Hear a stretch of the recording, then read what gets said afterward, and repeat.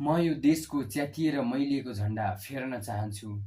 घुसखोरी र भ्रष्टाचारी नेता हटाएर देशभक्ति नेता भएको हेर्न चाहन्छु। इतिहासका पाना पढ्दा मुटु जलेर खरानी हुन्छ, एक्लै भकानिएर रुन्छु। म यो देशको च्यातिएर मैलिएको झण्डा फेर्न चाहन्छु। जनता सधैँ लडिरहे, 1000-2000ले भोट किन्नेहरूले गर्दा आफ्नो स्वार्थको लागि घुसखोर र भ्रष्टाचार गरिरहे, हेरेनन् जनता मर्दा। हाम्रोलाई होइन, राम्रो विकासका काम गरेर देश विकास गर्नेलाई हेर्न चाहन्छु। म यो देशको च्यातिएर मैलिएको झण्डा फेर्न चाहन्छु। सँगैको छिमेकी देश चीन भारत हेर कति अघि बढिसक्यो। सँगैको छिमेकी नेपाल देश ऋणै ऋणमा परिसक्यो।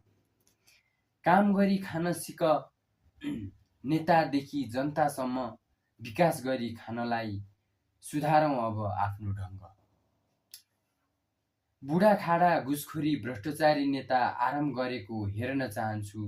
म यो देशको च्यातिएर मैलिएको झण्डा फेर्न चाहन्छु। कति गर्छौ भ्रष्टाचारी, देश खोक्रो भइसक्यो, आराम गर भन्न चाहन्छु।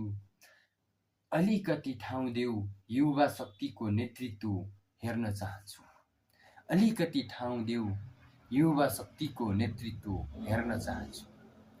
यो चाहिँ मैले गत वर्ष नै लेखेको थिएँ, सो धेरै पुरानो, अनि यत्तिकै राखिरहेको रहेछु। अहिले यसो कपी पल्टाएर हेर्दाखेरि देखेँ, सो मलाई एकदम सुनाउन मन लाग्यो। कस्तो लाग्छ कमेन्ट गरिदिनु होला है त। Thank you so much.